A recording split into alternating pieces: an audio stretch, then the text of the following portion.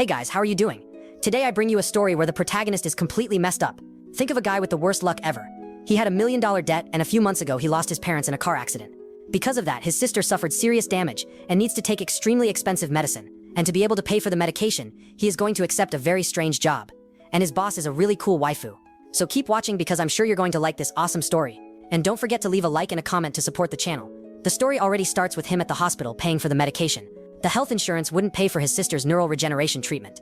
The guy was already getting worried, since the insurance was very expensive and still didn't cover it. Pointing at the tablet screen, she shows the price of the medicine. It cost 5 million won, which converted is about $3,000. The amount was very high, and the doctor said she would only walk again if she took this medication. He goes to his sister's room to see if the girl was doing well. Worried, she asked if the hospital bill was expensive. No, it wasn't. Come on, I already got a job here and I'll be able to pay for it, don't worry. She was an athlete in the gymnastics club and tells him she will recover and go back to participating in athletics. The young man gives a smile, saying that of course she will recover and be as good as new. After his parents passed away in a car accident, he even had to take out bank loans to pay for the girl's treatment. Now he was completely screwed, and the salary he earned barely covered 1 week of medication. He even gets angry, thinking about what he could possibly do, and holding a medicine case, he throws it away. Right after, a kitten climbs on top of that case. Money. It all comes down to money. I need to get a job that pays well. My credit score is already ruined and I owe all the banks, and if I don't pay for this medication, my sister will lose movement in her legs. The guy even falls to the ground saying he urgently needs a new job. If he didn't do that, his sister's future would be ruined. He gets up, slapping his hand on his knee. When he goes to pick up the case, there was a kitten on top playing with it. He grabs the case, but the cat hangs onto his arm. At that moment, he notices that a card had been placed inside it. And when he takes out the card, he starts reading some strange information. Are you urgently in need of a well-paid daily job? Contact the number on the card. Looking at that, he finds it very suspicious. Especially in the place where we live, you don't just find good opportunities like that. So he just throws the card away and leaves. But since the guy lives in Korea, he couldn't throw trash on the ground. So he goes back to pick up the card. Later he gets home and realizes his phone was ringing. It was a notification from the bank charging interest. So he immediately runs to change clothes. He would urgently need to find another job. And since he hadn't thrown the card away, he thinks about calling.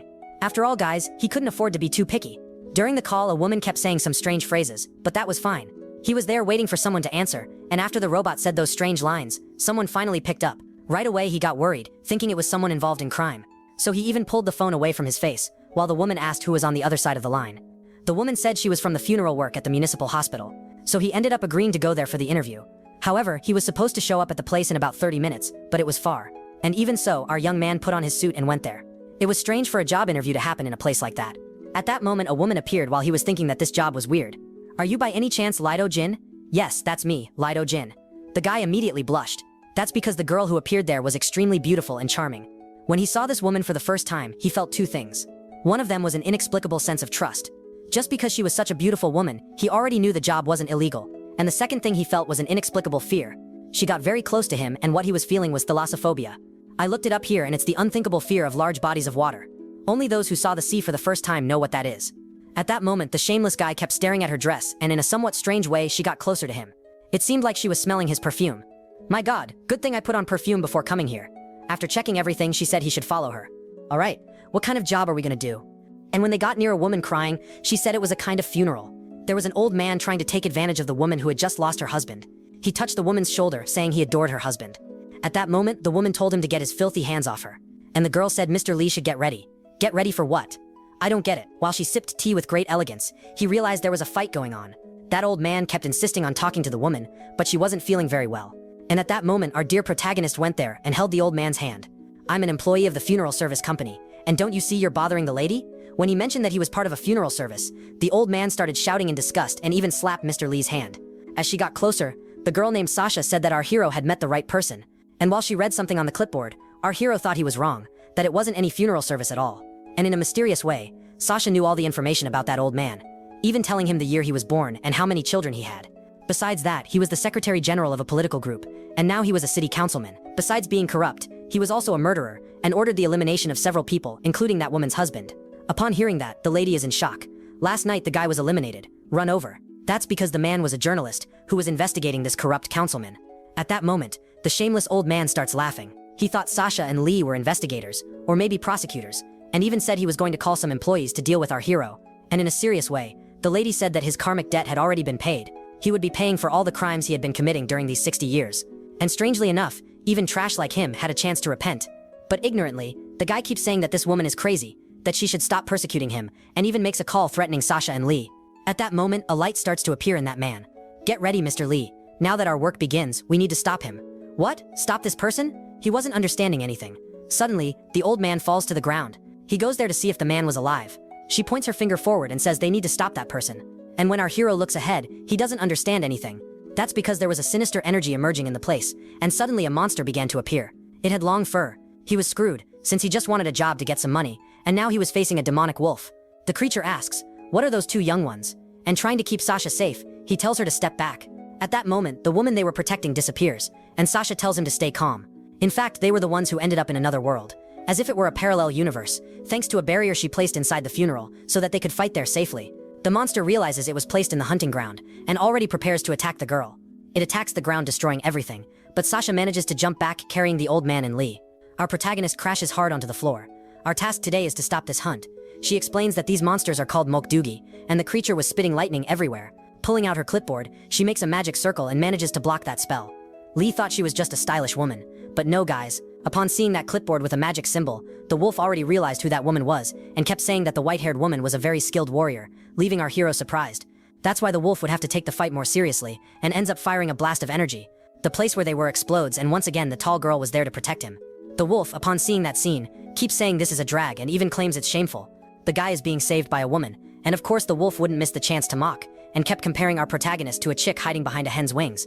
In response, Sasha said that the wolf was getting ahead of himself, since he couldn't even scratch them. "What are you talking about, woman? Stop provoking this beast." With that, she makes a proposal. She proposed a duel between the rookie boy and this monster. Whoever caused the first damage, even a small cut, would win the battle. Of course the wolf found that an insult. That's why he accepted the duel. Except the human was supposed to get a weapon first to make it fairer. "What? You think? You really think I can win against this wolf? Don't worry, I'll help you." She sets him down as if he were a little prince, and even keeps asking if he brought any weapon with him. "Why do you think I'd have a weapon? I didn't even know I was going to fight monsters. You must have been part of the archery club, right?" "Yes, I was. But I won't be able to defeat him with a bow and arrow. Don't you have any weapon with you?" "No, why would I?" And getting very close to our young man, she keeps asking what kind of weapon he could handle. Since he said that in today's world you don't need so many weapons, she kept belittling him. Calm down, leave it to me. I'm a former soldier." He was acting brave, but deep down he was scared to death. At that moment she tells him to kneel, and the guy just obeys. And by touching his forehead, she was going to pass on a little of her ability. Unexpectedly, she gives a little kiss on Mr. Lee's forehead. And now any weapon he imagined he would be able to materialize. In a serious way, she keeps saying that he could create any weapon from the real world, and even says she's sure he'll be able to materialize whatever weapon he wants. The guy is paralyzed, redder than a tomato, and already slaps his own face trying to control himself. Meanwhile, the wolf is there waiting with the greatest patience in the world, and asks if by chance the boy is ready yet. The duel would be as follows. Whoever hit the other first would win the duel. The guy is already thinking about what kind of weapon he's going to create to be able to defeat that creature, but the wolf didn't want to wait, he already charges right in. What they didn't expect was that our protagonist was trained in 3D modeling. So thinking of any object in 3 dimensions was very easy for him. Normally people materialized only swords and bows and arrows, since it was easier. But our young man was prepared, and starts charging up a power, looking like he was about to launch a Kamehameha. The Mukdugi was already almost upon him, and at that moment he materializes a firearm. The monster lunges with a claw, about to hit him. And Mr. Lee, having very few ideas as he is, already starts shooting. The shot hits right on the little dog's paw, and he doesn't stop there. The guy keeps firing several bullets, and all of them hit the monster. At that moment the wolf realized he had lost, and the guy didn't stop, guys. He keeps shooting. Sasha even gives a little smile there, all happy. He had materialized an M16 rifle. The wolf even admits he lost, and said he didn't imagine that this human could use iron and fire, and even laughs, saying this was very interesting. As promised, he ended up losing the battle, so he would retreat, and said that for today it would be over. But don't forget, my name is Night Frost. I am one of the 6 precious kings. Alright, little wolf, and my name is Mr. Lee Dongjin, a reservist of the Republic of Korea. The wolf just gives a laugh and said he would remember that name and leaves in a somewhat grim way. Right after, Sasha dissolves that barrier, and they return to the real world. The young man wasn't understanding anything, and was more lost than a blind man in a shootout. She simply undid the barrier, and we were back in the hospital hallway. She claps, saying that Lee did very well, and now he could relax a little. She snaps her fingers, and his weapon disappears. Instantly an amount is transferred to his account. And now she was going to explain a little more about the step-by-step of this job. But he says he doesn't need it. "I only came because of the salary, so I'm not that interested in this, because it's too dangerous. Thank you very much, but I'm leaving." Sasha told him to wait a little. In that envelope was the same amount of money that had been deposited into his account, and she kept acting all charming to hand over that envelope. He accepts and gets a little curious. The girl also says that if he wants the job again, he just has to open that envelope and she will appear wherever he is. And after throwing all her charm at Mr. Lee, she says she hopes to see him again, and she was clearly hitting on him. At that moment we see a flashback of an accident. Our hero, along with his sister and his parents, ended up suffering a terrible car accident. And in the last moments of his life, his father kept asking the young man to take care of his little sister. The next day, after he had defeated that wolf, he wakes up with his sister throwing an ice cube on his cheek, and right after she throws another ice cube, this time on his chest. The guy gets super startled, and she keeps teasing him, saying that he had finally woken up. She asks if he forgot that today she had to go back to the hospital to continue the treatment. She was only going to prepare breakfast and then asked him to take her there. The guy was extremely worried, since he wouldn't have money to keep paying for that treatment. And this was the last session. But he remembers that yesterday, he received a payment for having defeated that monster, and hadn't even checked on his phone. After opening his bank app, he decides to see how much he received. At that moment, our protagonist is in shock. The guy had received 5 million won, which is about 3,500. It was exactly the amount he needed to pay for the physiotherapy sessions, and also the medicine. While having breakfast, he just keeps thinking about that salary. It was a very high amount, and he couldn't refuse a job like that. But at the same time, he keeps thinking it's dangerous, and if by any chance he died, he would leave his sister alone. He was so distracted that he ended up hitting his foot on the edge of the bed, and even fell to the ground, screaming in pain. That job, even though dangerous, paid well. That's why he kept staring at the envelope. Should I open it? Well, I only have money to pay for the next sessions, and the next dose of medicine. And she also said that if by any chance I opened the envelope, she would appear wherever I was. And she even said it in a bit of a strange way. Could it be that she likes me? Well, I can't really be picky with jobs, so I think I'll open the envelope to be able to use the money. At that moment, he hears Sasha's voice asking if he really opened the envelope. My God, could it be that she appeared inside my room? He even gets scared to look back, and when he pulls his blanket, there was Sasha lying on his bed. I don't know about you, but I think this girl is totally into our dear Mr. Lee. He even screams, asking what the hell she's doing in his room. After falling on the ground, he keeps asking if she is a ghost. His sister heard the noise of a girl in the room and decides to go there to check. The young man realizes that she was coming in all of a sudden, and when entering the room, she asks what he was doing. Our young man tried to hide Sasha under the blankets. He was angry because she came into the room without knocking. Then she kept saying she just came to check what was going on. She swore she had heard a woman's voice, and he said it was the phone. At that moment, his little sister started thinking nonsense. You know very well what she's thinking. She knows very well that he is lonely and is an adult who doesn't have a girlfriend. So she respects what he is doing, but keeps mocking him, saying that he's doing it during the day. The young man just pretends and says nothing, while his sister leaves to go to the convenience store. My God, she ended up understanding everything wrong. Well, it's better she thinks that than discovering there's a girl here in my bed. While on top of her, Sasha asked if by any chance he had changed his mind. Right after, they go to a cafe to be able to talk better. He did that to prevent his sister from ending up finding Sasha. A piece of news in the newspaper ends up catching their attention. They were saying that Councilman had died in a car accident that dawn. And the boy asked Sasha if it wasn't exactly that guy they had saved the night before. She said yes, and after they saved him from the hospital, he ended up dying in a getaway in front of the hospital. Ironically, he died the same way he used to order his thugs to kill his opponents. But thanks to our hero defeating that wolf, that old man's soul was safely guided to hell. What? Hell? What do you mean? Wait, what exactly are you? She explains that actually, she comes from another world. If it weren't for the things he saw yesterday, he would be thinking that this girl was crazy. And trembling all over, he starts to believe her story, and asks if by any chance she is some kind of Reaper. She says it's sort of like that, only she was at a rank a bit higher than Reaper, and was called Xinjiang. Searching here guys, Xinjiang refers specifically to the 8 guardian generals, that in Buddhist religion. She explains that her job is to defeat demonic forces to guide souls to the right place. In other words, she basically was a protector of souls. She keeps explaining to him, those monsters were the only beings in all of creation that weren't born in this universe. Those creatures descended from human sins, and since they didn't belong to this world, they were remnants of human souls that dwelled on the edges of life. Those Mokdugi fed on souls, and once they were eaten, they ceased to exist. The scene changes to a guy fighting. Actually, he was doing a kind of training, and we see that it was that wolf who had fought our hero, only now he was transformed into a kind of humanoid. After training, he dusts himself off, and another person appears on top of a tree mocking him. Keeps saying that the incredible Night Frost had lost to a rookie human.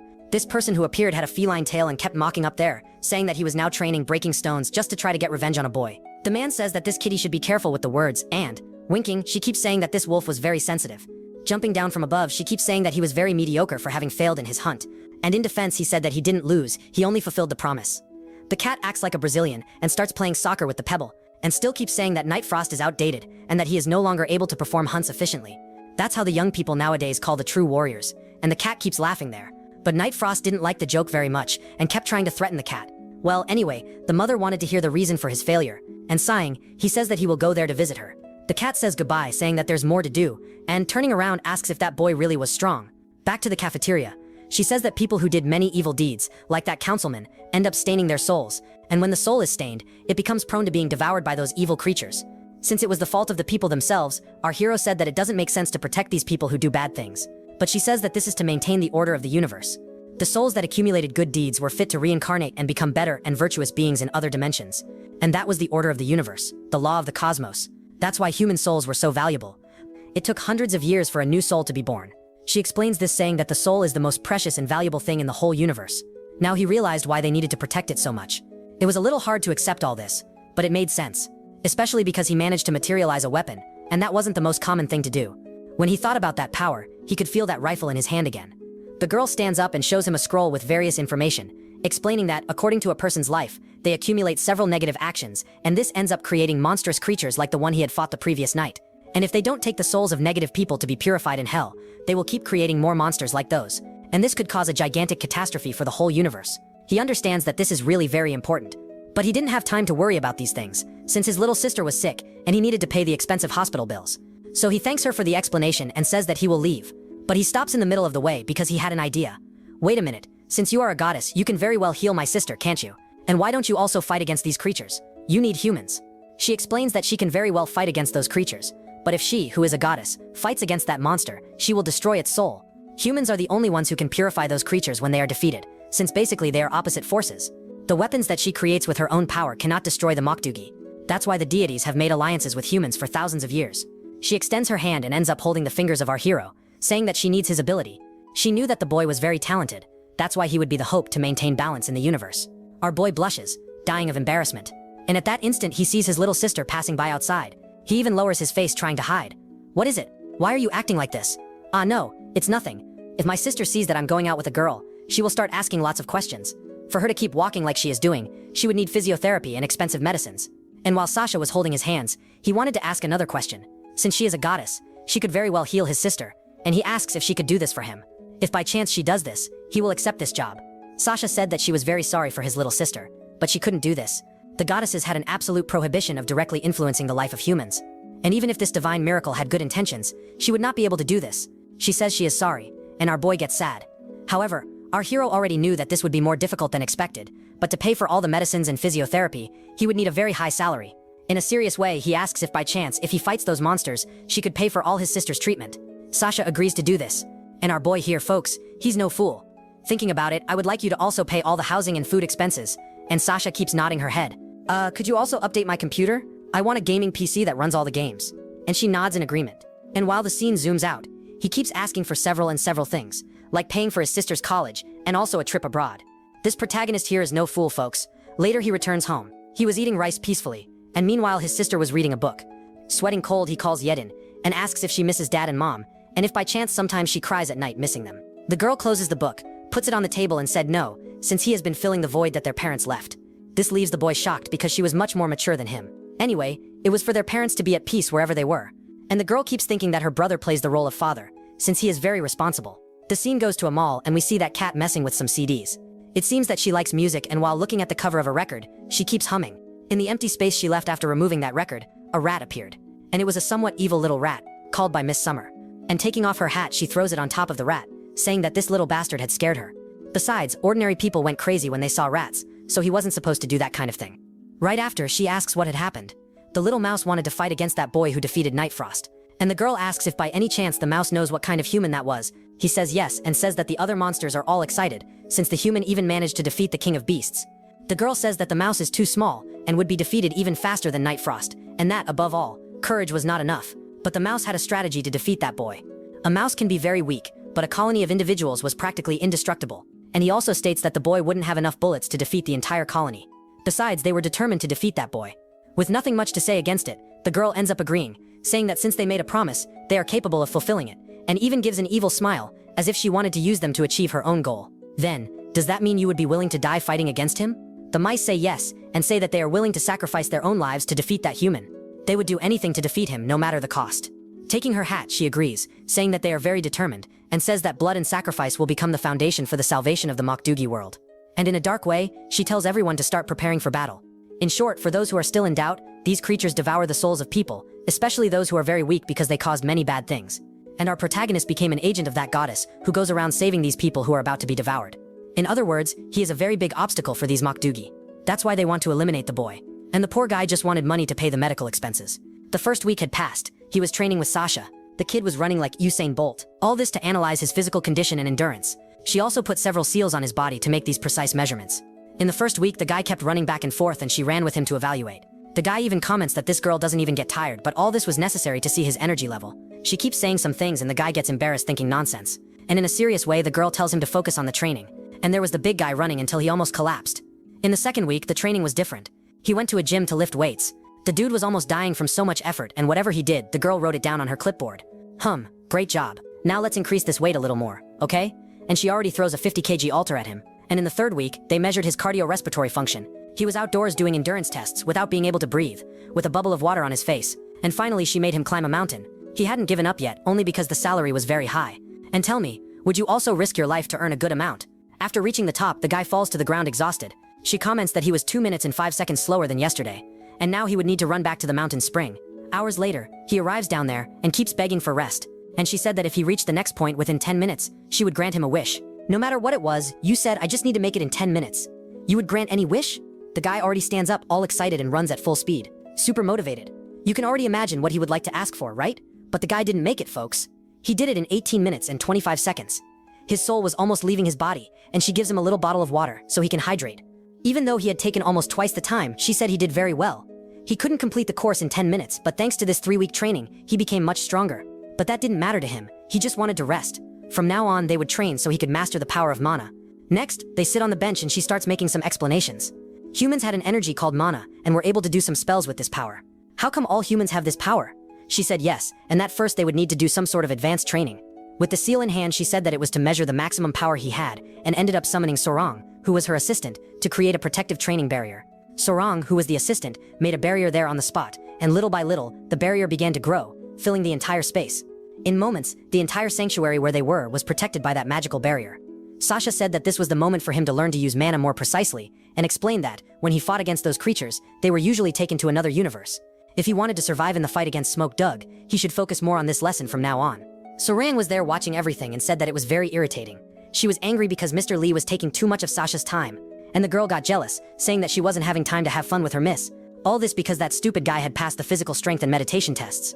On screen, Sasha asked Sorong to use the test to measure the boy's mana limit, and she ended up activating it there on the computer. She did everything her miss asked, but she was hoping that Mr. Lee would do very badly. Our hero ended up kneeling. Since he had already manifested a rifle, she asked him to manifest a metal cube. Since he was a 3D modeler, that was very easy. In just a few moments, he began the materialization. The cube appeared, and it was for him to keep that same size and only increase the weight. That's exactly what he did, and the cube even began to sink into the ground. Right? Now keep increasing its weight until I tell you to stop. Clapping her hands, she asked Sorong to take the measurement. That way the magic circle appeared in her hands, and she started doing the weight measurements. A kind of little robot ended up coming out from inside, and our hero kept increasing the weight of the cube. At that moment, a magic thread went to Mr. Lee's forehead, and she explained that it was to measure the total mana he was using on the computers. It had reached the level of 94%. She explained to Sasha that going past 90 was normal, reaching around up to 100%. But the girl said that Sorong should get ready, because it was going to go past 100, and it was to warn when it passed 180. But the blonde wasn't really believing that. The level of our hero's mana usage was already quite high. Do you feel physical changes in your body? Particularly don't have any problem with that? The girl said it was normal, but when using too much mana, he could end up with weakened vital force. He felt relieved, saying, I imagined that if I used all my mana, I could collapse and faint. But there was the problem. Sasha said that excessive mana use had no physical symptoms. Sasha, who was in the office, observed on the panel his mana usage reaching 150. Not even she was believing that. It had jumped from 130 to 153 in a very quick way. And Sasha explained that when his mana ran out, he would have a nosebleed. He was to stay alert, because when a drop of blood dripped, he should stop immediately. And if I keep using my mana after that nosebleed, she explained that it would start draining the energy of the soul. And from that moment on, his life expectancy would drop in an absurd way. That's why it was so dangerous for humans to use mana, because it could extinguish and he wouldn't even notice. At that moment, something caught her attention. It was Sorong, on the other side of the screen, saying that Lee had already used 170% and now reached 180, 190, 200, until his nose started bleeding. Sasha got really close and told him to stop immediately. And our big guy interrupted the weight of the magic cube. He just followed the girl's instructions and everyone was surprised because he managed to reach 200%. Handing him a little tissue, she said he did a great job. He was to remember that feeling of his nose running, because it was a sign to stop, giving a completely love-struck smile. Our big guy thanked her. After performing the tests, she asked Sorong to tell what the final reading was. The girl couldn't believe what she was reading. The guy had really reached 200 mana energy points. Or rather, it wasn't 200, it was 274. And Sorong even asked if Sasha knew he had aptitude for that.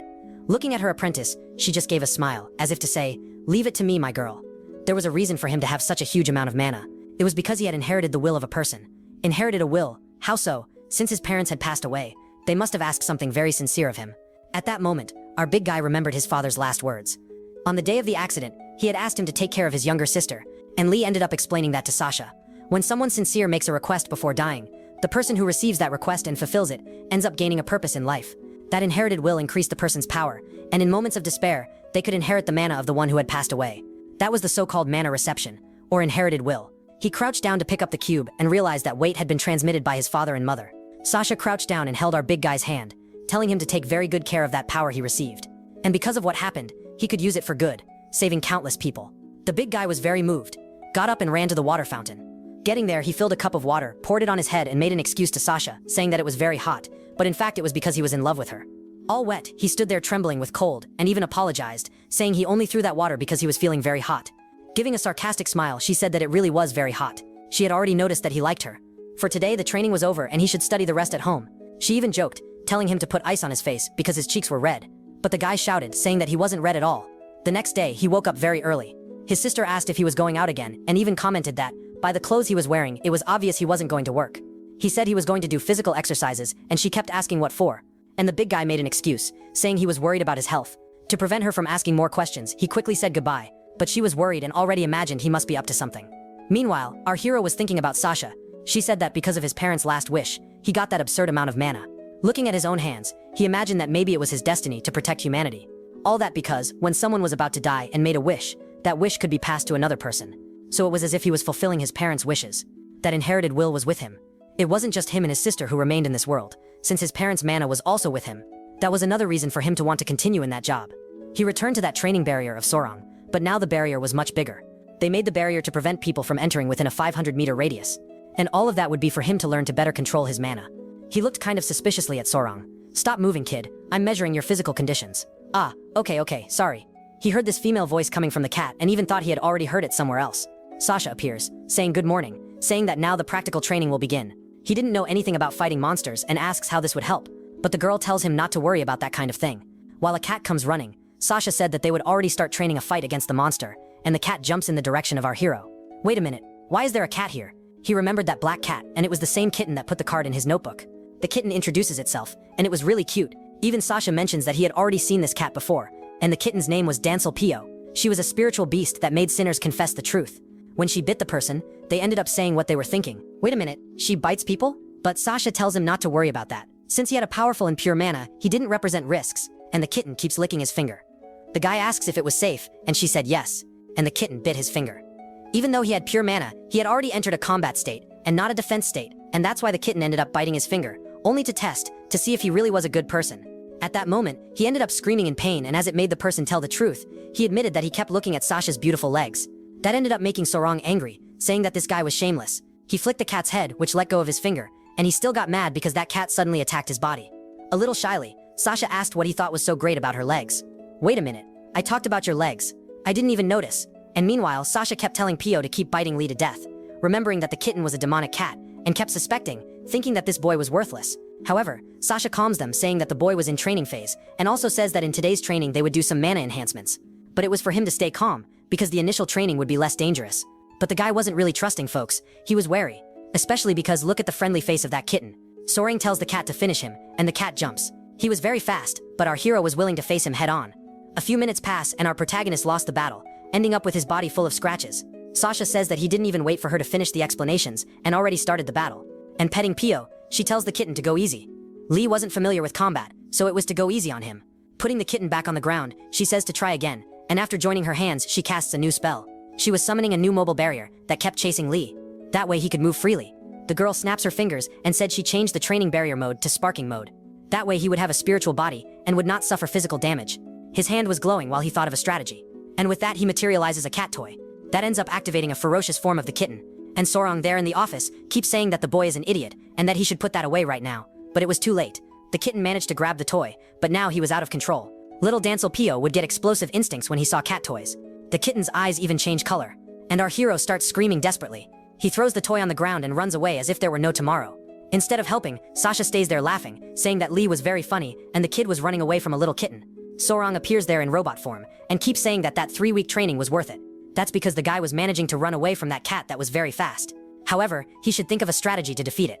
Since he had changed defense attributes to attack attributes, he could indeed defeat any kind of demon. He just needed to manage to control the correct strategy. While the kitten chases him, Sorong explains that there are 3 types of attributes, but Pio ends up interrupting, jumping at our hero. The guy manages to dodge that attack, and Sorong explains that the first attribute is the UI attribute. He was already getting pissed off with all those explanations. The UI attribute served to enhance physical conditioning, and Sorong said that he wouldn't be able to use that now.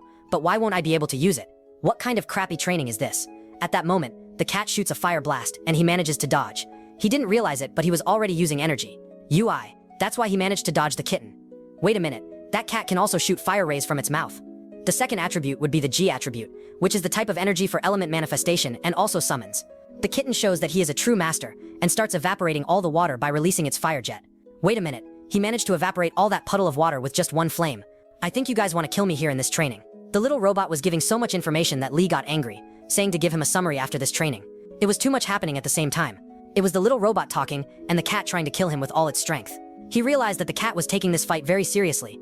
And finally, Sorong explains the third attribute called the Shin attribute, which was basically support spells. He didn't want to know about any of that. The only thing he thought about was getting out alive. After explaining all the concepts, the little robot keeps saying that now he could use his mana. Now that he knew the base, more or less, of the attributes, he could come up with a better strategy. Even when he didn't know any base, he managed to make a weapon, but now he could manifest other things. She wasn't going to detail everything he could do. The guy would have to use his own imagination, but he wouldn't have much time because the kitten was already making some magic circles. Our hero realized that the kitten was using UI energy to strengthen itself, and also Shin energy to summon a giant hand. He asked Sasha if that wasn't too dangerous, and Sorong, who was by his side, said for him to stay calm because any injury would be healed. Ah, okay, so even if I get dismembered, I won't die, right? Is that true? Do you promise me? At that moment, he ends up taking a huge hit from that cat, and flies far away, destroying all the ground. He realized that the blow was very strong, but he wasn't completely finished. Wait, is she going to attack me again? The kitten was not giving any rest. If I keep going like this, I'm going to be turned into a punching bag. And with that, he thought about the thing cats hated the most. But there wouldn't be enough time to summon what he was thinking, because the cat had already prepared another attack. So he summoned a shield to defend himself. Soreng was surprised, because he acted very fast. Turns out this boy isn't as bad as I thought. Sasha said that Lee was doing a great job. He managed to withstand 2 attacks from Little Pio. Now he tries to make another manifestation. He already had the shield and ended up manifesting a machine gun. Sasha, who was watching that, said that the guy was very talented, because he made 2 manifestations at the same time. Not just anyone could manifest 2 weapons. If it was a sword and a shield, which was very simple, she could even understand, but he was manifesting a machine gun and was even pleased, saying that his learning curve was extraordinary. Modern weapons had a much greater destructive power than old weapons. It seems that the guy was regarded as if he were a prodigy. Placing the weapon in the space of the shield, he prepared to shoot. But this weapon was weak against Pio because he was too fast. He realized that it was very difficult to aim at the kitten. Besides, he shortened the distance and tried to strike with those giant paws. Luckily, he managed to block again, but this time he was thrown far away, losing his shield and his weapon. As he had thought, it would not be so easy to defeat a kitten like that. So he would have to try another strategy. The cat stepped on that weapon and began to emanate his dark energy. Trying to reach that weapon, he said it was almost there. If I can grab it, I'm going to win. The kitten jumped on him, throwing the weapon even further back. But all of this was a strategy from Lee. The cat was in a disadvantaged position, and he began to materialize a waterfall falling from the sky, hitting the little cat directly. If there's one thing cats hate, it's water. And he realized that because the cat made a point of drying all the puddles of water, and with that, our hero had won, leaving the cat unconscious. The guy was really badass, folks, and so he even fainted with a smile. The kitten's soul almost left its body, and they locked him in a cage.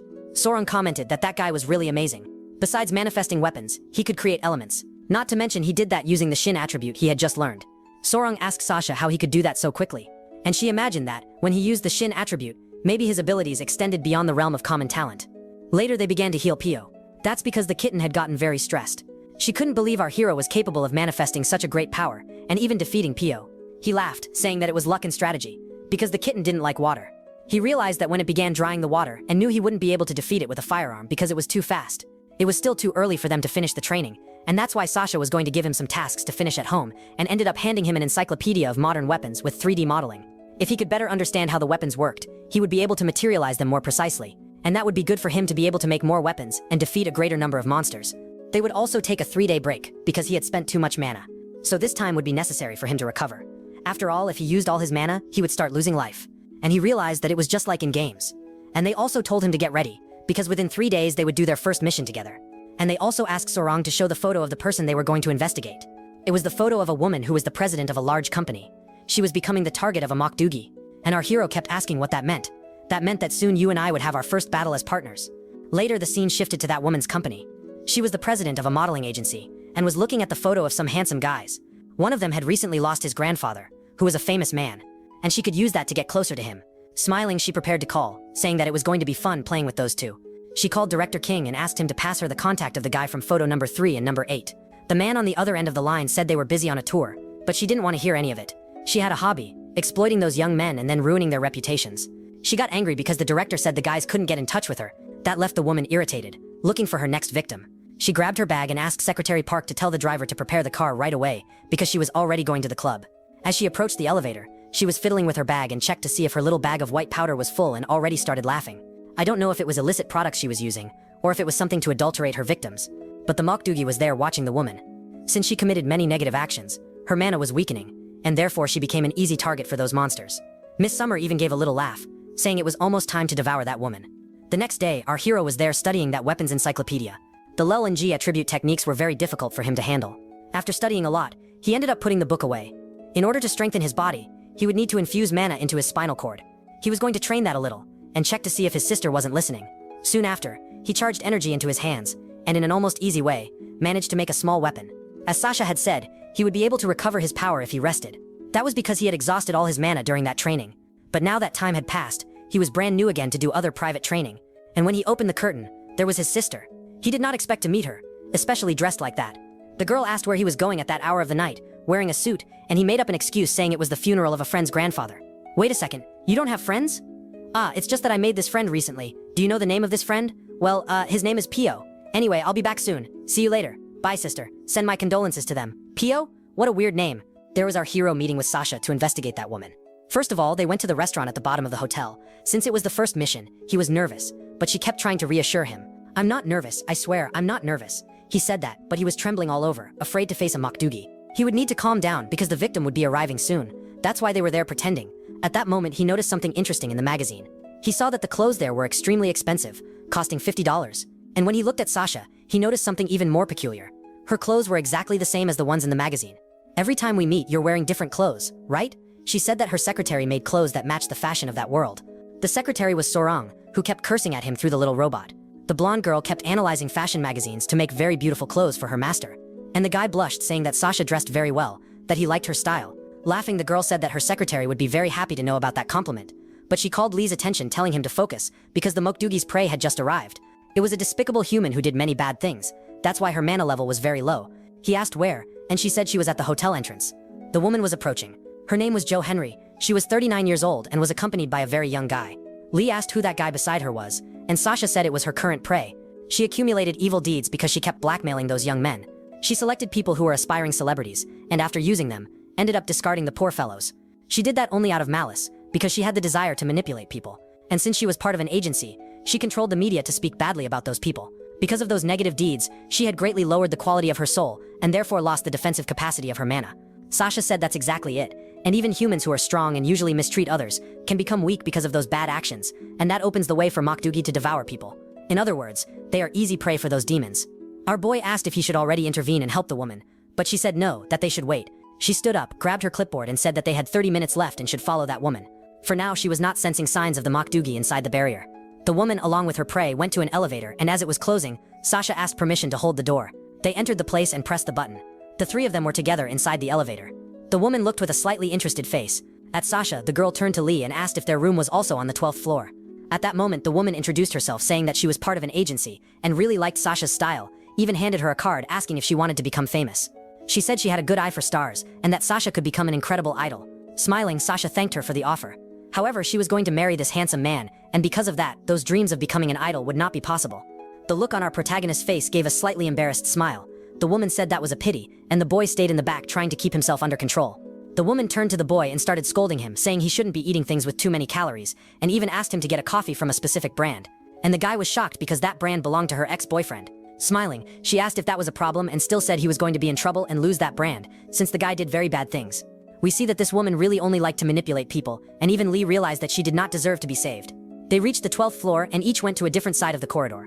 The goddesses could not know exactly when the person was going to die, only when the mana was going to end. Sasha said that's exactly it. It wasn't possible to know exactly the cause of death. That was because no one knew the future, and much less could make a determined expectation. The only thing they knew was that the woman's mana was going to end in this hotel around midnight 15. But since this region was not full of reapers, Sasha said that probably there would not be many deaths. Lee began connecting the dots to try to understand what he could figure out with that information. His idea was that only that woman would die that night. That's why there was no reaper. And since she was predestined to die, maybe it wasn't even a Makdugi that would eliminate her, since she had acquired many enemies because of her bad attitudes. Wait a second. So if she is going to die today, but not by a Makdugi, then maybe that guy will try to do it.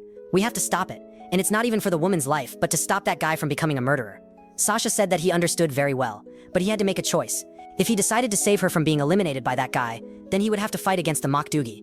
But if by chance he let the murder happen, he would only have to fight to make sure her soul would not be taken to the wrong place. In other words, it would be easier to let someone eliminate the woman and only guide her soul to hell. That's why he had to make that choice.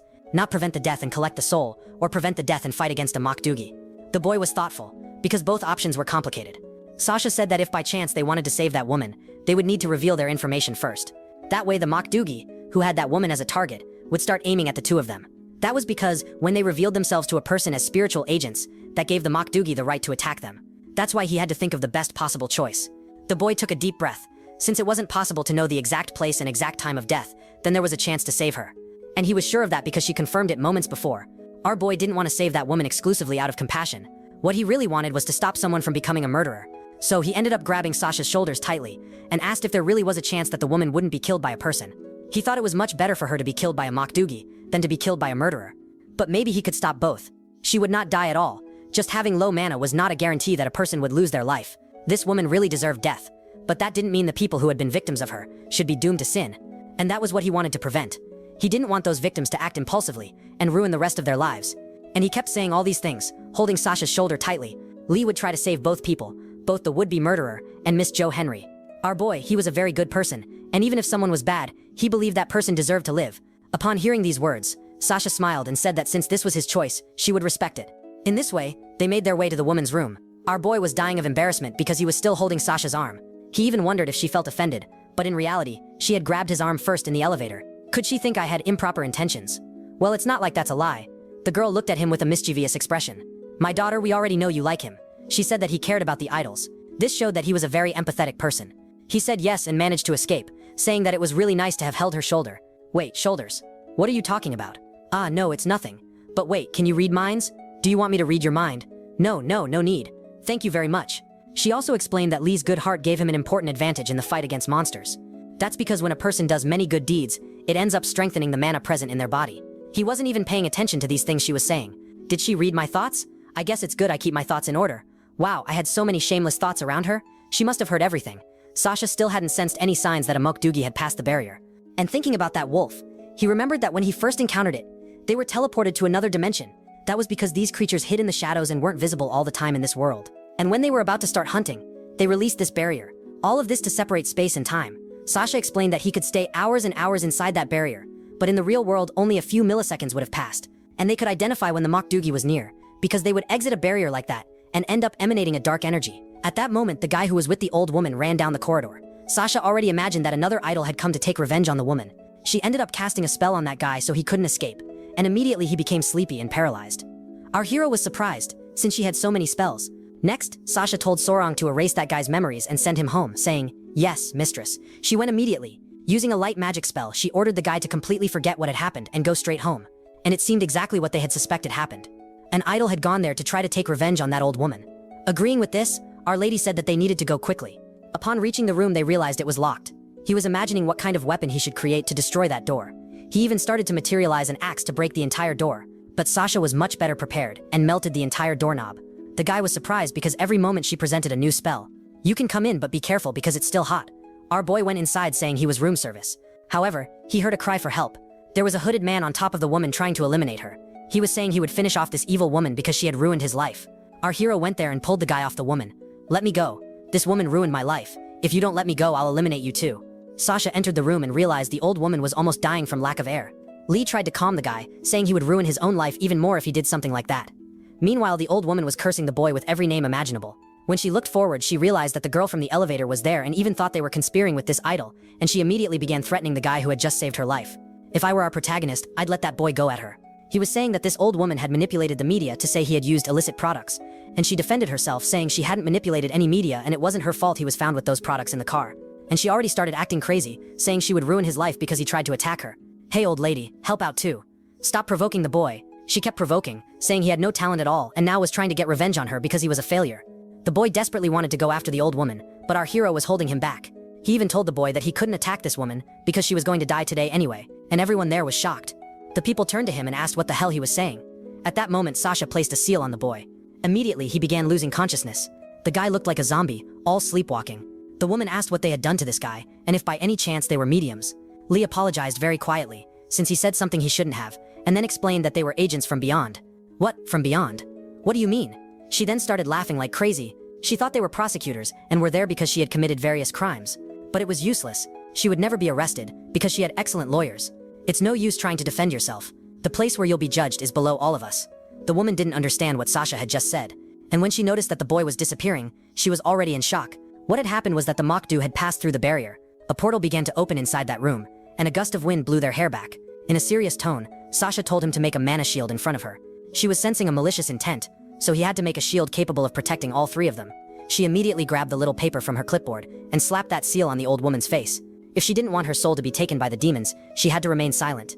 They would give their best to ensure her energy reached hell safely. The woman ended up fainting in Sasha's arms, and after placing her under the bed, our hero already had the shields deployed. At that moment, he realized that a shot hit the shield and pointed the passenger there like a fool. What had pierced the shield was not a simple bullet, but a knife.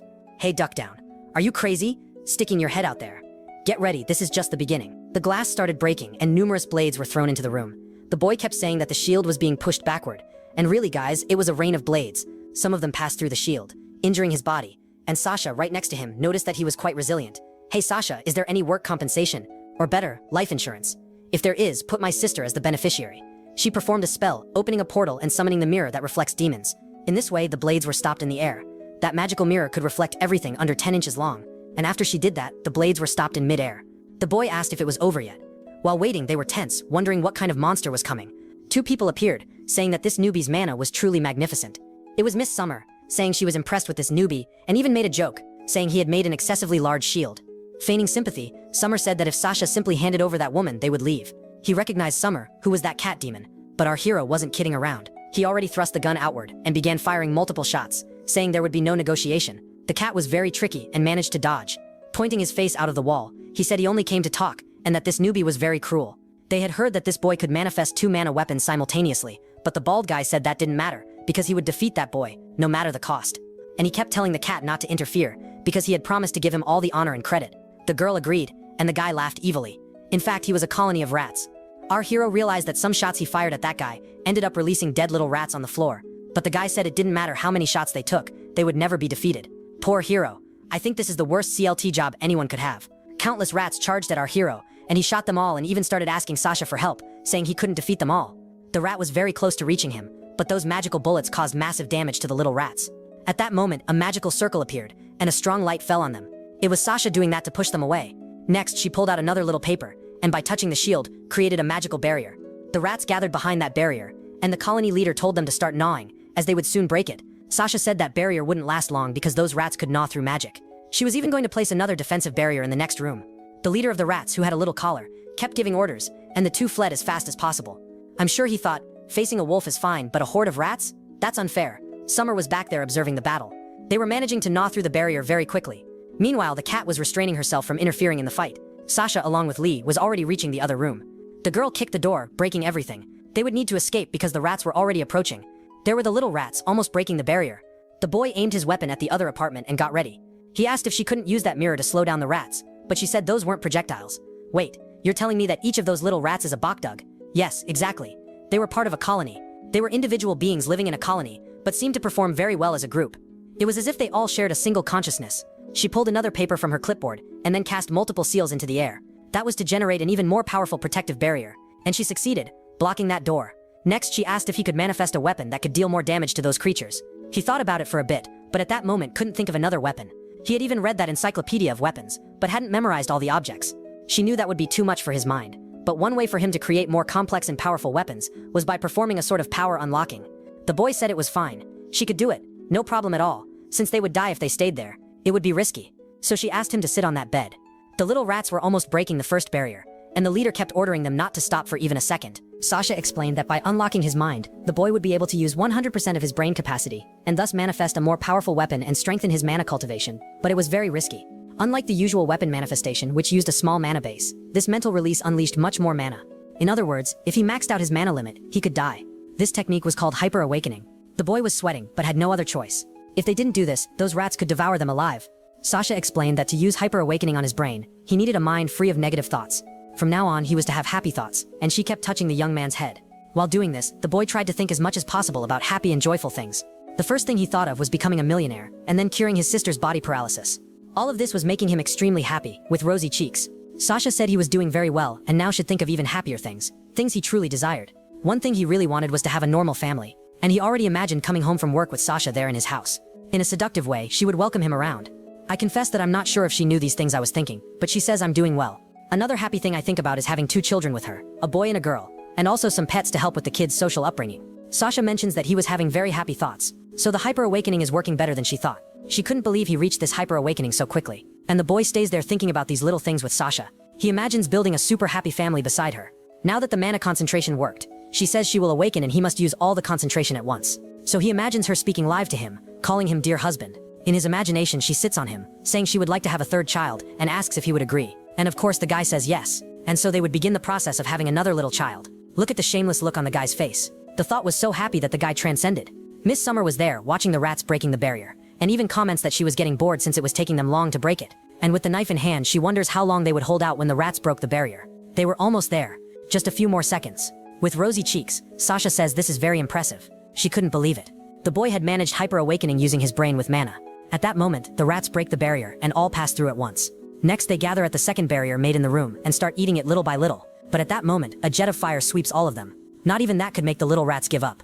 The leader orders all of them to gnaw as fast as possible, and at that moment, they manage to make a hole in the purple barrier. In the middle of the hole, a bomb hits a rat on the head. Everyone is shocked by that bomb and even asks what the hell it was. At that moment, the bomb explodes, sending the rat flying everywhere. The leader realizes the boy managed to manifest a more powerful weapon, and the rat that exploded turned to dust. Even Summer comments that the guy is using very interesting weapons, to say the least. And our boy doesn't stop. He starts launching bombs one after another. The rat begins to panic because this causes much more destruction. He orders all the rats to scatter because they don't want to be eliminated. But our protagonist wasn't joking, guys. Look at how many bombs he launched. The little rat just stands there, not understanding anything. Then the leader orders everyone to protect themselves, and some rats sacrifice themselves, jumping in front of the bomb to be exploded. They do it without thinking twice. Sasha was holding a medallion, and that very strong explosion happens while the leader stays protected. It's always like that, right? The leader uses his minions as cannon fodder. A quick light passes during the bombs, making them explode, causing a stronger blast than the previous ones. Summer notices that Sasha was using the demon reflection mirror to detonate those bombs, and most of the little rats that entered the room were defeated. Now that the bombs stopped, the leader tells them not to retreat and to charge again. Our hero was there, making multiple bombs and throwing them through the barrier hole. He does it again. However, the rats jump in the air trying to block the explosion. I confess, there were moments I felt sorry for these little rats. They end up exploding while the other rats try to climb the barrier. At that moment, they notice a kind of white smoke fire, and they start writhing, complaining in pain. Summer lands in the room, finding this very interesting. This is because demons were weak against this type of white fire, and she also mentions that the boy was surprising her. With every passing moment, he uses a new technique. Yes, our protagonist looks silly, acts silly, but he is not silly. Summer said she promised not to interfere, but she couldn't help it. If she did nothing, they would be humiliatedly defeated. That white phosphorus smoke was spreading, and Sasha told him to prepare for the final weapon. He didn't have much mana left, so he had to be careful. Our boy knew that if he used too much mana and ran out, he could die. So concentrating, he prepares to create the final weapon. The rat was seething with hatred and orders all the others to try to extinguish that white flame. They start biting their own bodies. Little by little, they manage to put out the fire, and with a hopeful smile, the little rat said they still had a chance to win. But, unexpectedly, they are trapped inside a barrier. The rats had no way out, no escape. Sasha passes through that barrier, saying the rats were naive for staying grouped. That was exactly what she wanted, to have them all together to trap them. Cursing Sasha to the 7th generation, the little rat says they fell into an ambush, but no matter what, they would never give up. Our hero finally finishes materializing his weapon, a powerful flamethrower. When he saw that weapon, the little rat began sweating cold. Yeah, kid, I don't think you have a chance to win anymore.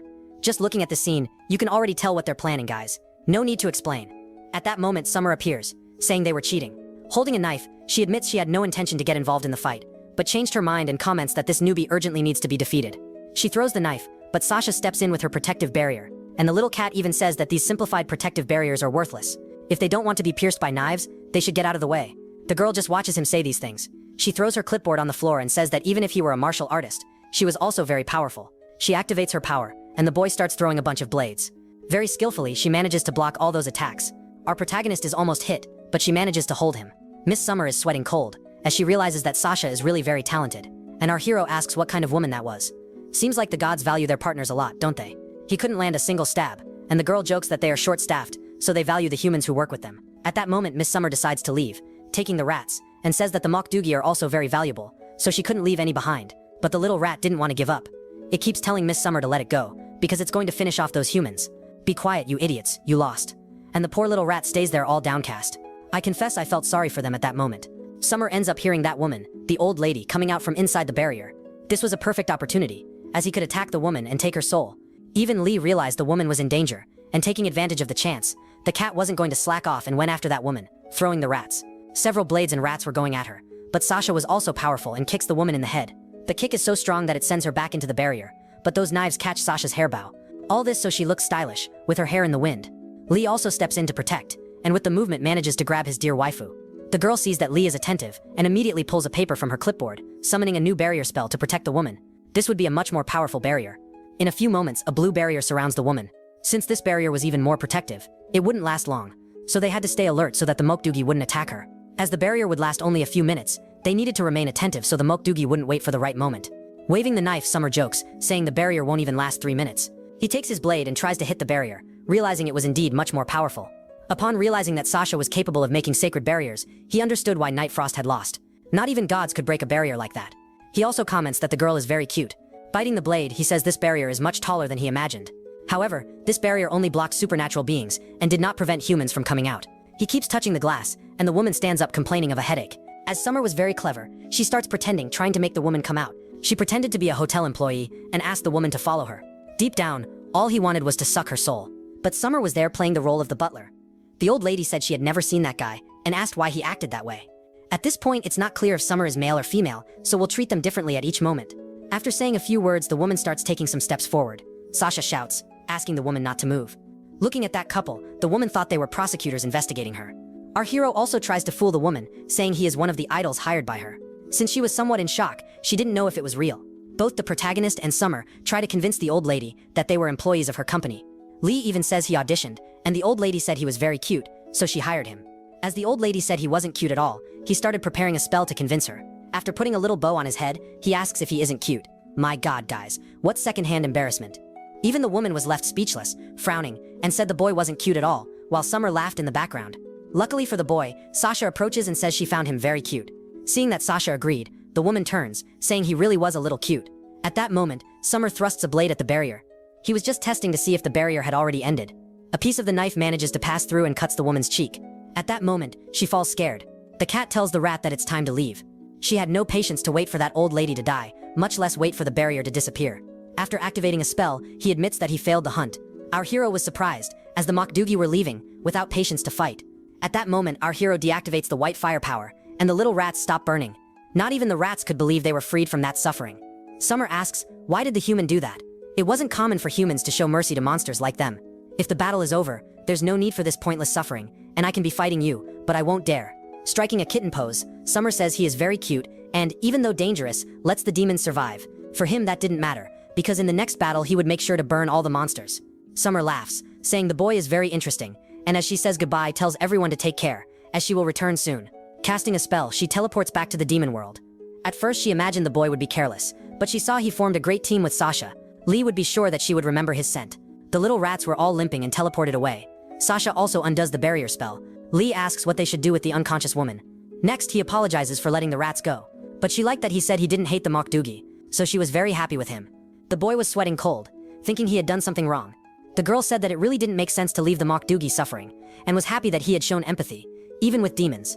Sasha also thought he did that to show he was an honorable warrior, in the same way Night Frost had acted, fulfilling the contract. Wow, she thinks I'm a super decent human being, and I wasn't even thinking about that.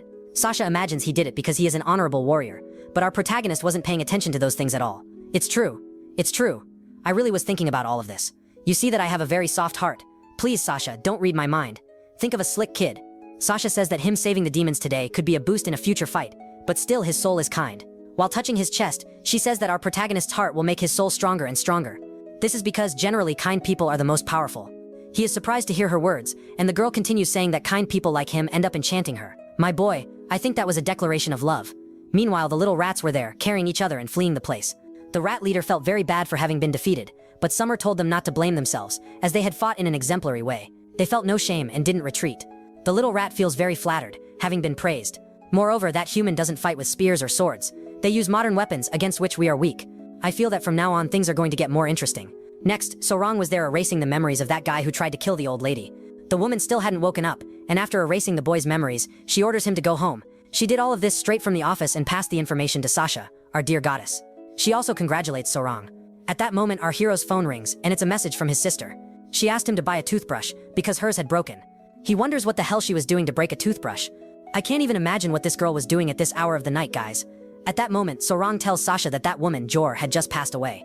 The boy asks the cause of death, and Sorong starts getting mad at him. Who do you think you are, you bastard? Asking this kind of thing, you are nobody. You just got here. Poor Lee didn't want to be rude, so he keeps apologizing. Sorong gives him a moral lesson, saying that she is Sasha's first disciple, so he shouldn't get conceited. The girl was jealous, guys. When Sasha asks what happened for the old lady to lose her life, Sorong is very happy to give the information. She said that the cause of death was acute respiratory failure. Because of the hallucinations she had, having witnessed everything recently, she ended up taking some strong medicines that were in her bag, most likely illegal. Our hero realizes that, in the end, she was already destined to die, so there wasn't much to do. He even jokes, saying that maybe his work wasn't worth that much. It was just a joke, but Sorong got very mad, giving the biggest moral lesson for the second time. She also said that this boy knows nothing. She, on the contrary, had been there a long time as Sasha's ally, so the boy shouldn't get conceited. To try to calm her disciple, Sasha says that when she returns, she will bring ice cream. This makes the little blonde very excited, saying that Master Sasha is the best of all. At that moment, her little robot simply disappears. I think Sorong doesn't like humans very much, right? But Sasha says it's nothing like that. She's just excited to have another companion. And so they decide to go to a convenience store to buy ice cream. Our hero goes along with her, since he needed to buy the toothbrush for his sister. That convenience store was the only one open at that hour of the night. The hero arrives there and is a bit thoughtful. He wanted to buy some hair clips for Sasha, since hers had been cut by the blades. But he felt a bit embarrassed to give her a gift like that. Meanwhile, Sasha was at the display trying to choose the ice cream flavor. She opens the door gracefully and ends up choosing a celebratory drink. After choosing some ice creams, she says she will buy one for Lee's sister, and giving it to him says it's a bonus for his high performance. Since he also got a gift, he feels more comfortable buying the clips for her. Giving an awkward smile, he says that his sister will really like it, since the ice cream was strawberry. Upon leaving the store, Sasha asks him to accompany her to the bus stop. The boy goes along, while the girl compliments his first mission. He should be tired from the first hard day of work, but there was something she wanted to talk about: retirement. In conventional jobs, people retire based on years of service, but in this work of fighting the Mokdugi, retirement worked differently. Looking at him, she said that retirement was basically death. It was very difficult for someone in his position to live for a long time, so he could run away whenever he felt in danger. When he noticed the combat was getting dangerous, it wasn't shameful to flee, because nothing was more important than human life, so he couldn't keep risking himself. I think she's saying this, guys, just because she likes him, but Lee stays quietly listening to everything. In fact, he needed money to pay for his sister's treatment. He didn't know the motivation of the other hunters, but his motivation was to save his little sister's life. Sasha says she doesn't really know the reason why the other guardians work for so long. She had received a higher rank and meanwhile fought many monsters and did this work for a long time. But after receiving another promotion to fight the Mokdugi, who are these demons, she had to have an ally, and this is the first time she has a human as a partner. She had never fought these demons alone. Upon hearing that he was her first companion, the boy became very emotional. For those who didn't understand, guys, goddesses don't fight these Mokdugi. They can fight other normal monsters, but not the Mokdugi. That's why they need human allies, because only humans have the mana necessary to defeat these creatures without damaging one of them. Standing under the sky, the girl says she really hopes his retirement comes with time and not with death. She would even bet her divine life, saying she would do everything to keep him alive. It seemed like a declaration of love, and he even mentions that he couldn't say anything at that moment. He was only doing this work to earn enough money to pay the bills. There was no other noble reason, but now there was a new reason: Sasha's company. Yeah, guys, the boy is in love. He says he hopes to work with her, and the girl mentions that she is enjoying working with him, and so they continue walking to the bus stop. But there was something she wanted to do before they separated, and the guy was sweating cold. Lee Dongjing, please, answer the first thing that comes to your mind when I ask this question. Excluding your brain and internal organs, which part of your body should you protect? What kind of question is this? My eyes? Really? Which eye exactly? Not understanding the question well, he says it's the right eye. She tears a small paper from her clipboard and says she is going to engrave it on his right eye. Wait a minute, engrave it inside my eye? She said it would be better to go to a dark place, because staying there in the middle of the street could attract attention. Wait, I think I made the wrong choice. Can I change my suggestion? Making a gesture with her hand, she said he couldn't. You're very tall, Mr. Lee. Could you bend a little? He bends, and she tells him to close his eyes. At that moment, she places that paper on his right eye, and then her hand on his face. She tells him to stay calm, that it won't hurt, and prepares to kiss him. She ends up kissing his eye, and the guy stands still, saying nothing. The kiss lasted a long time, and he felt discomfort in his right eye, leaving a star-shaped mark. At that moment, an absurd power began filling his body, and after falling to the ground, the girl said he would feel paralysis for about 3 minutes. I should have said lips. She kissed my eye. I should have said lips. She said he would probably be surprised, but all of this would pass quickly. Since the old lady had died, Sorong said Sasha needed to return quickly to take care of the paperwork. As there wouldn't be time to help the hero, she apologized, saying she had to leave. It would take about 3 days for him to be fully recovered, so the training would be in exactly 3 days. She gives him the ice cream and says she used her magic so it wouldn't melt. The woman leaves, leaving the poor guy lying in the middle of the street. Guys. Ah no man, move to the other side. She doesn't have any consideration for you, no. He asks her to wait, showing the hair elastics he bought at the store. The poor guy couldn't speak properly, and even cried because of the pain in his eye. She picks up the hair elastic and remembers it was cut by Summer's knives. I don't know about you guys, but I didn't find this gift delivery very romantic. She crouches down, saying it's the first human gift she has received, and she's very happy. Slapping the ground, he knew she would like it, since women like presents, and thinks she must already be 90% won over. It wasn't in the most romantic way, but it worked. During the moonlight, he stays on the ground thinking that now he should think about the names of the children they could have. While they were at the bus stop, she talks to Sorong. She tells her assistant to send a letter to the Nine Heavens Fairy Sword Pavilion, requesting a loan and authorization. This is because they would need to use a sacred sword in the next battle. It was a powerful sword for fighting the Mukdugi. Since the hero had enormous potential, she knew the demons would gather forces to try to eliminate him. And, to prevent the boy from dying in the next battle, she said she would train him to make him stronger. Therefore, it was very important that Sorong did what she was asking. She ends up taking the other hair tie that hadn't been damaged, and uses it to tie her hair into a ponytail. She was happy to have received those elastics from Lee, and comments that she hopes the life force of this world leaves that hair elastic quickly, implying she couldn't use them because they were items from the human world. But she was very happy that he had thought of her, and bought this gift. After getting up carrying the hair elastics, she tells Sorong that she is leaving, taking ice creams. It's funny that she can appear on top of our hero's bed, but to leave she has to take the bus. The scene returns to our hero's apartment. He had brought the toothbrush and also a tub of ice cream. The girl asks what he was doing and says it couldn't be work, but he makes an excuse, saying he was working like that. Then tell me the name of the company you work for. He said it was funeral services, but the girl said that was a lie. Upon noticing he was using a contact lens, she imagines he went out with some friends who like cosplay. Did my eye change color and I didn't notice? Yeah kid, it changed. Go look in the mirror. He puts his hand on his eye, asking what the hell was happening. After running to the bathroom, he notices his eye was normal, and even asks how she saw that his eye was different. But the girl kept making jokes, saying he was smelly. Since he didn't want her to know he was a soul guardian, he played along, pretending he really was an otaku, and was with cosplay friends. She says this is amazing because she knows he has a new hobby. And there was our boy saying aloud some embarrassing otaku words. The scene shifts to the Mokdugi world, and we see a house in the middle of a forest, and inside it was snowing. We are also shown a sword that seemed to be legendary. Summer enters that barrier where it was snowing, and comments that it is very annoying, because snow even fell in her hair. She had gone to the house of another Mokdugi. The guy says he likes to read in winter, and that's why he cast a spell to make it snow outside. Summer only came to this place because, actually, their mother assigned the guy, Aurora of the Rain, to carry out a hunt. This Aurora of the Rain had no interest in hunting human souls, but was already spreading news that there was a rookie human, a guardian, who was giving them trouble. Aurora asks if this human happened to be the one who defeated Nightfrost. Laughing awkwardly, Summer says yes, and that she fought against him the previous night. Aurora ends up throwing a towel to Summer, and upon catching the towel she starts drying her hair. Having discovered that he was the one dealing with the human who defeated Nightfrost, she said she was interested. Again guys, it's impossible to know if these Mokdugi are men or women. Each time the translation says it differently. Summer sits down and starts drinking tea with Aurora. The woman asks if the mission is to kill that human, as they discovered he has a special ability. The little cat says she doesn't know exactly what the mission is, so he has to go talk to their mother to get the details. But she imagines the mission is really to eliminate Sasha and that Lee guy, and not to capture human souls, especially because that boy showed he could use the inextinguishable white fire. And the worst for them is that this human could also use modern weapons. He exploded a bomb and spread a kind of white fire that was unquenchable. The rats were agonizing for several minutes, and in a kind of crazy way Summer says this human is very interesting and even asks Aurora if she is also interested in fighting that guy. That's because he used different weapons. Aurora says she doesn't care, since she had never faced humans with advanced modern weapons. Closing the book, she says that no matter who it is she will win, because she is very powerful. She gets up from the chair and immediately grabs a scarf, saying that ancient or modern weapons are the same, and it makes no difference to her. After putting on a coat, she goes to the legendary sword and says she will cut Lee's hands. Without hands, he would no longer be able to fight the Mokdugi, and the job would be done. Summer says Aurora shouldn't underestimate that boy, because she herself had fought him and saw that he always pulls a card from his sleeve. After putting the sword back in its sheath, she says she will meet with Nightfrost. That's probably because he should have more information about this human, and she runs off to meet the wolf. Meanwhile, Summer drinks her tea and also mentions that she doesn't know why the Mokdugi follow their mother's orders so strictly. Everything she says, they do. After that day, our hero was at home recovering. He took this time to study the other pages of that 3D modeling book and also worked on his software, making other models to learn a bit more. But he also wasn't going to let his physique weaken. So he went out for a run, and at night spent most of his time materializing weapons, until the day of training finally arrived. She was checking his eye to see if the power had really worked. After 3 days, our hero's facial paralysis had ended, and now he could use the power of the eye. She turns to Sorang and asks her to install the spells. Our hero doesn't understand anything, but has a little robot scanning his eye. Sasha explains that 5 divine-level spells were recorded.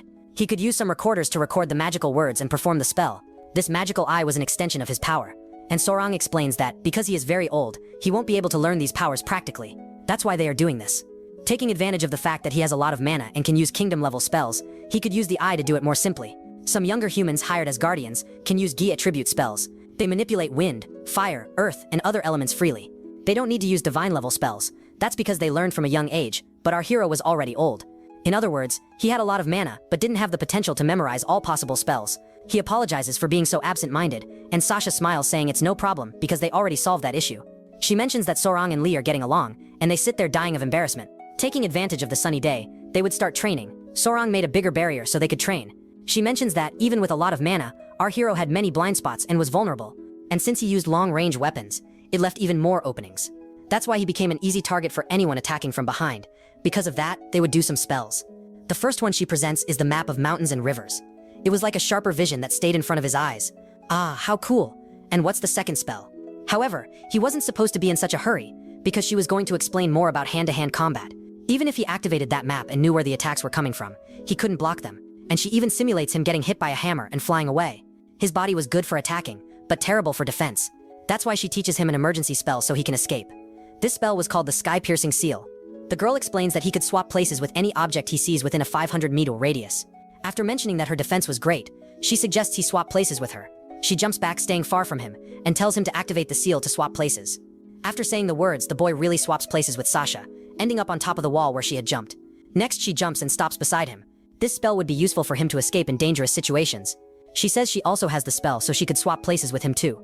But our boy was suspicious, thinking he could put her at a disadvantage and in danger. I bet he thought, damn, I'm the man, and who I'm going to protect is a delicate girl. And that's exactly what he said, guys. He said she couldn't put herself at risk because of him. Giving a slightly charming smile, Sasha said she would never put herself in danger, because she was very powerful. She may not look like it, but she was extremely strong. She had already fought other monsters before. Drawing her sword, she says that goddesses don't fight the Mokdugi only because they don't have mana like humans. To show that she was strong, she said she would do a hand-to-hand combat training with him. Right after, our protagonist starts stretching. Since it was for him to get used to hand-to-hand combat, she activated the part of taking damage inside the barrier, and told him to activate the Jiquido, the ability to see extra things. He does this, and a panel appears in front of him with some details. The boy says it's amazing, because his field of vision increased drastically. But that wouldn't be enough in battle, so he would need to improve his body for physical combat. The boy was understanding everything. Sasha says that, while having ice cream with Sorang, she had a brilliant idea. The little blonde gave the idea to the master to make a reward system, and handed a letter to our hero for him to read how it worked. He finds it curious to have a reward and punishment system. If he did well in the training, he would earn a survival rate. He mentions that the reward wasn't that good, and wonders what the punishment would be. The letter said that if he did poorly in the training, a kind of hacker would hack his phone system and see his entire Google search history. Sasha becomes curious about what punishment that could be, and says she doesn't understand how that could be punitive. The boy looks like he has something important to hide, suspiciously. Sorang appears beside him and mentions that there was a small yellow paper hidden underneath. The boy tenses and prepares to grab the paper. Down there it was written not to mock her. Sasha didn't understand anything, but Sorang knew that our protagonist researched indecent things, to say the least. Yeah guys, it's no use saying anything, I know very well what you search for. The scene shifts to the world of the Mokdugi. Aurora is coming toward the wolf. Nightfrost notices that there's a guy coming with a large sword. Aurora starts provoking the little wolf, saying he returned from the hunt empty-handed.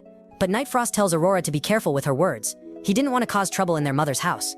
Aurora continues provoking, asking if he was punished by their mother, but the wolf replies no, because their mother was very kind. Of course she is kind. She wouldn't scold a little child who failed a hunt. I didn't fail the hunt, I just fulfilled my promise. It seems Aurora likes to provoke Nightfrost, and they keep exchanging barbs. Aurora wasn't respecting Lee and Sasha very much, so Nightfrost explains that that boy is a brave human. Brave, huh? That doesn't make him a strong warrior. Without much patience for arguing, he simply said not to underestimate that human and that goddess. But we see that the fox and she didn't really believe our protagonist was strong. It's this type of character that ends up taking a beating at the end of the story. The guy also says, in a dark tone, that brave and skilled warriors are always the ones who progress the most. Aurora continues saying that Nightfrost seems to like these humans very much, and even comments that probably Lee and Sasha won't be able to withstand his sword techniques. The scene returns to training. Our hero was already preparing to face the girl. She told him to carefully analyze the environment, because it was important to know where he was stepping. And extending the sword, she told him to manifest his own weapon. The boy thinks about which weapon to use. She explains that inside the barrier, he wouldn't be hurt, even if attacked by her. So he needed to stay calm. Since he was great at long-range attacks, he decides to create weapons he was already used to, and ends up materializing a shotgun, a somewhat close-range weapon, since he wasn't shooting from very far. Sasha told him to get ready and use the new ability to reduce blind spots. Our protagonist hadn't even finished listening to the explanation, because Sasha simply disappeared. He knew she did that so he could test the new ability. And when someone disappears, they're probably on the upper part, and he ends up aiming. Seeing a simple movement, he fires a shot. He realized it was exactly there that she was, because the girl threw the sword to the ground, falling beside him. Of course, he was already freaking out, and without noticing, she teleports to his side, ready to attack him. Next, she kicks him in the ribs, throwing him far away. He falls like a sack of potatoes. She said she had only activated a bit of the pain, but the pain he feels is terrible. With no time to rest, she appears on top of him, ready to kick his back again. And that's exactly what she does, burying the poor guy in the ground. Think of a protagonist born to get beaten up, poor thing. She told him to hold on, because this wasn't enough to eliminate him. This isn't enough to eliminate me. If I didn't have this spiritual body, I probably would have been split in half. Come on, Lee, get up, let's continue training. Hold on, woman, my back hurts. I applied a pain reduction just so you wouldn't die. All the pain you feel will be necessary to improve your hand-to-hand combat. Holding the weapon, he said he wouldn't give up and asked to start the training again. Smiling, the girl said that was exactly what she wanted to hear from his mouth. Beating me is almost impossible. In today's training, you will continue losing, so start getting used to it. And that's exactly what happened for several minutes. But our boy wasn't going to keep getting beaten forever. He was already preparing another strategy, trying to motivate him. She said all this training would bear fruit. You will become a great guardian. The training continued with Sasha giving several punches to the protagonist. The poor guy was getting beaten more than a 90s anime protagonist, and ended up suffering 6 consecutive defeats. The duration of each battle was about 10 seconds on average. The place inside the training barrier was completely destroyed. After a while, she congratulated him, because he managed to last more than 10 seconds. With tears in his eyes, he thanks her, but in reality, he was dying of embarrassment. Extending the sword, she said she would stop training for today, and that he should improve a little more. She tells him to try to block her sword, and he ends up protecting himself with his weapon. Right after, she starts pressing the little wooden sword, and he is crushed to the ground with overwhelming force. When she pulls back the sword, he has a bump on his head, complaining, saying he didn't expect that. He thought he could block her attacks with his strength, but she was on a totally different level. She said he had a very wrong perception, which is why he got beaten so much in training. Since his perception skills weren't good, he asks what he would have to do. In response, she tells him to use the tools of civilization called weapons and tools. That is, he should materialize items that would help him in combat. Since he had difficulty in hand-to-hand combat, he just needed to create good long-range weapons. And if he needed to fight hand-to-hand, he would make a shield. Making a gesture with her hand, she tells him to try making a shield to block the next attack. He concentrates, and makes a shield roughly the size she specified. Now with the shield in hand, he prepares for the attack she is going to make. He was also supposed to shorten the barrel of the weapon. He remembers that when he battled against the little cat and the Pio, he also used a weapon and a shield. She positions herself behind him and says she will try again. She would count to 3 and hit again, very hard on his head. So he was supposed to protect himself. She starts counting, and when she reaches 3, she strikes the sword against the shield. He manages to block perfectly, and she praises him. Next, she gives a slightly stronger attack, throwing the protagonist backward. But even so, he was doing well. Gradually, she increases the strength of the attacks, and he manages to withstand them all. In a few moments, she realizes he was doing better, remaining standing. The leg endurance and back balance were improving, and above all, his confidence had reached a higher level. Feeling that he was improving, she started intensifying the attacks even more. He even noticed an opening to counterattack. Looking at the cocked weapon, she realized what he wanted to do. At that moment, she strikes the shield from bottom to top, leaving the boy unprotected and disarmed. The shield falls beside his face, leaving him surprised. It was 10 battles and 10 defeats. He lost them all. He was even trembling from shock, and at the same time frustrated, and she kept praising him, saying he did well. Next, Sasha claps and asks Sorong to send 2 chairs and something for her to drink with Lee. A light appears above their heads, and a table along with a chair falls near our hero. I don't know about you, but I think Sorong doesn't like him at all. The thing almost hit the protagonist, and Sasha keeps saying that Sorong must have miscalculated the coordinates. Next, she asks the boy to sit down. Only 1 chair fell. Where should I sit? Then Sasha asks Sorong to send another chair. Another light appears, and what shows up is a box of apples with a little moldy one. There was a note on top of the box that said chair. Yeah guys, I'm sure Sorong doesn't like our hero. Sasha says that there were probably no spare chairs, so Sorong sent that box. She stands up, telling the boy not to sit on the box but on the chair, but he says it's okay. I don't mind, I like sitting on apple boxes. Don't worry. As he sits, the box breaks and the apples fly everywhere. This makes him lose balance, and when he is about to fall to the ground, Sasha holds him with her foot. I think today was the most humiliating day of our hero's life, guys. She asks if he's okay, and he says yes, he's very well. But at that moment he ends up receiving an amazing reward. I think all this humiliation was worth it. I'm not so sure. Are you really okay, Lee? It looks like your face is turning red. No, I'm fine. It's just that your legs are very beautiful. At that moment, a chair falls on our hero, and he starts rolling from side to side because it landed on his shin. Sasha asks why Sorong did that, and the little blonde gives an excuse, saying his body is in spiritual mode, so he didn't get hurt. Giving a thumbs up, the boy confirms that he's not hurt, it just hurts a lot. Now they would rest a little. The boy was finding Sasha very cute during the training, and Sasha says that actually the one who is cute is Sorong, that super polite girl who keeps attacking things in me. She's not cute at all. Saying this, Sorong throws an energy drink can at our hero's cheek. Next, they continue with the training. This would be the final battle. If by chance he managed to last more than 30 seconds, he would win. Lee couldn't use simple bullets. Firearms were created many years ago, and after that evolved over time. After putting the bullets in his weapon, he puts in one last one, which was a special bullet, and comments that this will be his strategy to defeat Sasha. If he managed to hit her even once, he would already win according to the rules she set. It looks like your eyes are very determined. Your mindset is very strong. And raising the sword, she starts the battle. The girl was not joking, guys, and she already throws the sword at the protagonist. With the shield in hand, he tries to block. The girl smiles, because that was just a distraction, and advances toward the boy. Taking the opportunity, he fires his weapon. This shotgun was good for short-range attacks, and Sasha blocks it with her shield. The scene goes back a few minutes, when they were talking. She had asked if he wanted a drink, and he said no. With blushing cheeks, Sasha said it was a pity, because she wanted to drink something with him. Our boy didn't handle alcohol well, and asks her to make a chocolate milk, but since she was holding an alcoholic drink, he thinks of acting cool. Yeah, could you get me a beer, please? He tries to look cool, and she asks which brand he wants. Any, he replies, since he didn't know many. At that moment, he notices a magic circle appearing above his head, and a box of beer starts falling right on him. Sasha climbs onto the table and holds the box so it doesn't crush the protagonist's head. Strange, Sorong usually doesn't miscalculate the coordinates. She asks if the little girl was feeling unwell, and she says she was sleepy because she stayed up all night gaming. That's a bit suspicious, huh? All the magic circles she made were above my head. Still on the table, Sasha says that Sorong is very kind, because she sent a whole box full of beer. At that moment, the boy starts connecting the dots. She had been treating him badly for quite some time, and the only explanation for all of this was jealousy. Only now did this fool realize it, guys. She opens the box and hands a drink to the hero. The boy notices that she was laughing. Then he asks if by any chance she was reading his thoughts. In a very cute way, she says no. She just remembered a habit of Sorong. She had difficulties opening drink cans, so she always asked her master to open them. Back in the present, Sasha continues to push our hero hard. He tries to block the attack with the shield, but Sasha's sword technique is very refined and ends up cutting the metal shield. The bottom part of the iron plate falls completely. He knew that her magical protective barrier was far more powerful than the hand shield. She managed to cut the shield with a wooden sword, and when tossing the shield upwards, he still hadn't finished all his strategies. The girl cuts the shield that was thrown at her, and now that he was close, she said he had entered her contact area. There were still 20 seconds left for him to last in the battle. But the boy was betting everything on his last bullet. He had a few more shots to distract the girl, and continued firing at point-blank range. He had already made 6 consecutive shots, and Sasha says it's useless to shoot at the barrier because it won't break it. However, the 7th and final bullet arrived, which he called the Dragon Respirator Bullet. There were 15 seconds left for him to survive the battle, and either win or hit her with the single shot. Aiming downwards, he said that this was his strategy. The girl didn't expect that, and since the lower part was unprotected, he fired the shot. That special bullet had a kind of iron powder, and the intention was to burn her clothes. And that's exactly what happened. The boy even felt embarrassed.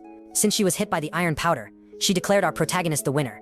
With her clothes all torn, she said that now she could trust him more as her partner. And the guy already had that cheeky look. I bet today was the happiest day of my life. As it was already getting late, she wished him a good rest and said the training would continue the next day. Back in the office, Sorong was feeling a little jealous, but said he did a great job, praising Lee. Sorong was a bit surprised because Sasha had also praised her. At night, our protagonist arrives home, very happy, and didn't stop smiling for a second. His sister even found it strange because he was in such a good mood. In the shower, he didn't stop smiling. During dinner, the boy kept smiling, even while washing the dishes. What could have happened to me? He remembered the scene when she said she could now trust him as a partner, and when lying down to sleep, he said he would have sweet dreams with Sasha and even dream about their children. The scene changes to the next day, very early. We see an employee complaining to her boss. It was a game company, and the programmers were not receiving salaries. The boss shouts, saying the company is almost bankrupt and they need to release the game quickly. He also complains, saying the director was delaying the game launch and always asking for more time. In her defense, the woman said she didn't want to release the game half-finished. The man gets angry, slamming his hand on the table, and said that since he is the CEO, he knows the company doesn't have enough money to pay the employees, let alone delay the game. He wanted the woman to release the incomplete game quickly and deceive the buyers, and he gives examples of other games that did that and earned a lot of money. But for the woman, she treated the game as if it were her own child. As she left, she was sad, saying she wouldn't do that, deceive the players. That's what happens a lot these days, guys. They release the buggy game and fix it later. This woman doubted her boss because they had received a very large investment from a company to produce the game. But mysteriously, all the money disappeared. With her hand on her head, she wondered what to do, because if they abandoned the game, they would have wasted several years of their life. The scene returns to that old man playing golf. Just by looking at his face, you can tell he's worthless. He said that young people today have no loyalty and only think about salaries. Why is that, huh, old smelly man? Actually, he exploits the company to the maximum, and after filling his pockets, declares bankruptcy. Later, the woman, Eunuch, goes to the bar. She was drinking and sad, saying her company was going to fail. She had fought a long time to get the position and produce the game she wanted. By mentioning that the game was like a child, she tried to disguise it, saying she wasn't married, and that it was symbolic. She vented to Barming, who was actually our protagonist in disguise. She decides to show some photos to the hero, and says she had already won some game developer championships. The boy praises her, saying it's very cool to work with such games. But the woman thought he was mocking her, and pulled his clothes, asking if he was belittling her. Calm down, miss, I just said working with games is fun, because I've already done this in 3D modeling. After that, the woman makes a little joke, saying that even if he were a developer, now he looked like an NPC, working in an RPG tavern. Lee noticed she wasn't doing well, and decided to put the teasing aside. What he really wanted to know was why Sasha put him as an infiltrator in a bar. She said it was for him to use Sorong's little robot for memory manipulation. The worst part is that Sasha never gave mission details. At that moment, the woman jumps from the chair. She says she needs to return to the company, and hands over a card to make the payment. When she leaves, she staggers. Lee knew that working in the gaming industry was very difficult. At that moment, he receives a notification on his phone with an address, saying they need to go there for the next mission. He rips off the apron, and upon leaving realizes the woman wasn't feeling well. She was dizzy, and asks him to take her to the company, to continue working through the night. She gives the address, which was exactly the same building where the hero was going to work. Realizing this, he decides to help her, and calls a taxi. Without delay, they arrive at the building.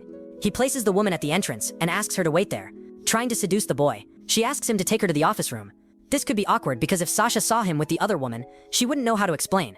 But Eunuch grabs his arm and says that now that he brought her, he must fulfill the responsibility of taking her to the office.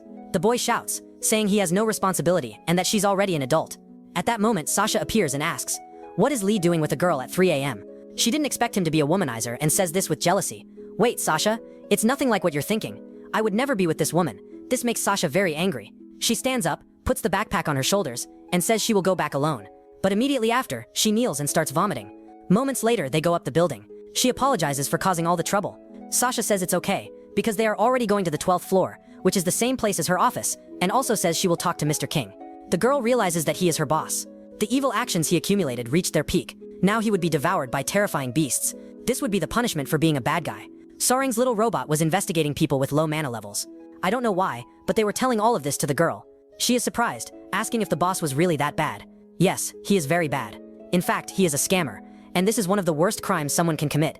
Onyx says that, exactly. Her boss wasn't erasing the company employees, but rather because the game company was failing and had no money. But Sasha says that is all a lie, because he used the received investments to spend on personal things. In fact, Mr. King was a professional criminal, merely disguised as a failed businessman. He had several successful companies, but he set up a ghost company, took the investments, and invested them in his successful company. In the end, he didn't pay the employees of the failing company, precisely claiming he had no money. Upon hearing this story, Onyx starts connecting the dots and realizes it makes sense. Sasha also says that, in the end, he would place a ghost president to take all the punishment in his place. That's exactly what he usually does. He transfers all his responsibility to another person who has nothing to do with it. Onyx realizes this makes a lot of sense, gets traumatized, and asks what happened to the investment money. According to research, Sasha said that he bought real estate in his name and made an even greater fortune with all the diverted investments. AK had worked for many years to produce the game she dreamed of, and couldn't believe a guy like that would do this. She ended up asking to go to the bathroom. She was already feeling unwell, and upon hearing this news felt even worse. While waiting outside, Sasha said that there is no accidental fraud. Of course, everyone can make some mistakes and bankrupt companies, but in his case, he did it on purpose. Sasha then told our hero that she had put him as an infiltrator in that bar, so he could befriend Onyx and thus reach Mr. King. But she didn't expect the boy to get Onyx drunk, that he is much more of a womanizer than she imagined, and that, in the end, the two of them on the stairs seemed quite intimate. Lee becomes desperate, saying he didn't offer any drinks, and that the girl who was grabbing his clothes was out of control. He made excuses so Sasha wouldn't get jealous, and upon realizing she was joking, apologized. Laughing, she said she was just joking, and that he didn't need to be so desperate. She trusted that he was an honest and honorable guy, and that he wouldn't do that kind of thing to women. Next, Nick comes out of the bathroom, apologizing for the delay. Since Sasha was going to talk to her boss, the girl couldn't accompany her. Instead, she had prepared something for her. What do you mean prepared something for me? What does she mean? She receives a notification on her phone, and when she looks, Onyx's eyes light up. With Sorong's help, she managed to sell all of Mr. King's assets, and using the money, paid the overdue salaries. People in the company group chat comment that all the overdue salaries from the past months had been paid, and she even used bank funds to return the invested amount in the game. Now she could lovingly create the game she had always dreamed of. After saying these words, Sasha begins to disappear along with Lee, who keeps asking how this is possible. Magically, they simply disappear. She falls to her knees on the ground, wondering if this wasn't a dream. Am I drunk and hallucinating? Next, they appear in another place. Our hero was already on alert because Makdugi appeared. The barrier had been created, but they didn't find any monsters in these corridors. Sasha mentions that they probably fell into some trap. With weapon and shield in hand, the protagonist says they cannot give advantage to the Makdugis. This barrier was a kind of notification or declaration of war. Seriously, the girl said she doesn't like surprise attacks because they seem dishonorable. Therefore, they should fight fairly, without surprise attacks. She had confidence that the protagonist could defeat all the monsters. Aurora appears and says she wasn't trying to underestimate the two. Lee is startled, and Aurora ends up throwing someone on top of the protagonist. It was precisely Mr. King, who hits his back against the wall. The old man was unconscious and basically paying for all the sins he had committed. Aurora says that the old man, even though about to die, was not dead, and she feels disgusted for having touched a human, removing her glove. Our hero asks why that Makdugi threw the human on them, since the monster's goal is to devour human souls. Burning the glove, Aurora responds that her goal is not that, introduces herself, and says her name is Aurora, the name she received from her mother, and that by her mother's order, she came there only to eliminate this boy. And thus we conclude the first part of this work. Guys, I don't know about you, but I really like this manhwa. A lot happened in these first 22 chapters. If you want me to bring the continuation, just leave a comment down below. If you also have recommendations for works to summarize, comment the name here, and I'll always try to read all the comments. That's it, folks. Thanks and see you later, guys.